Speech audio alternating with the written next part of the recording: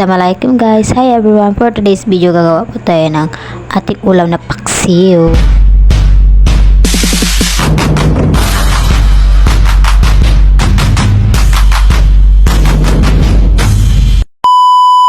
At ito guys, pagkatapos ko po naglinis ng isda at niready ko na po ang mga sangkap natin gagamitin sa pagluluto. At pagkatapos po yung guys, ito guys, naglinis-linis po ako ng yan guys. At pagkatapos ko na yun guys, naglagay po pala ako ng uling para po makapag paapoy na po ako yan guys. At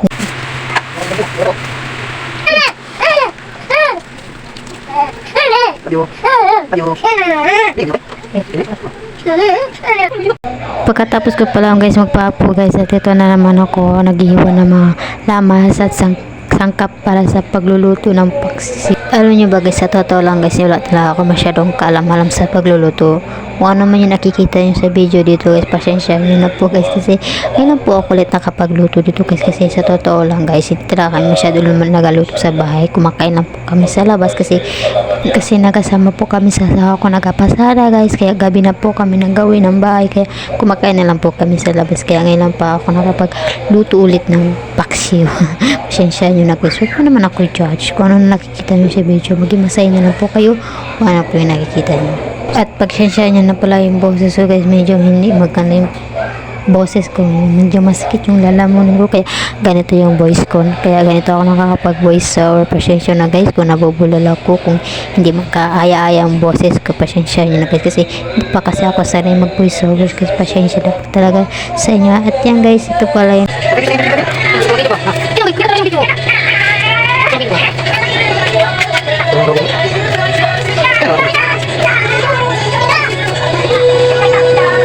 ko pala hiwa ng lamas, kaya ito naman guys, nagpapainit po ako ng kawali habang nagigintip pa maginit ng kawali.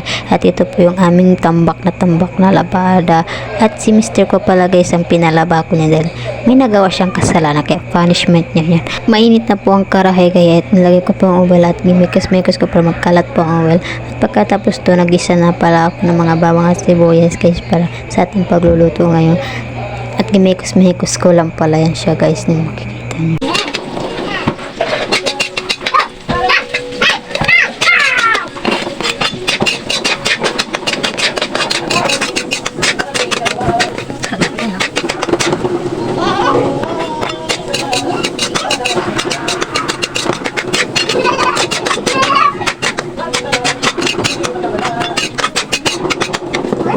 Tapos ko na pala nagisa guys, at yan nilagyan ko po ng tubig. Pagkatapos na ng tubig guys, nagbukal na siya guys, nilagyan ko po na siya ng mga pampalasa.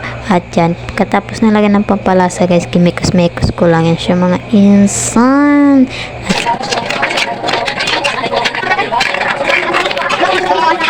Pagkatapos ko pala nilagyan ng mga pampalasa guys, at yan po guys, nilagay ko na po yung isda guys para ready to go.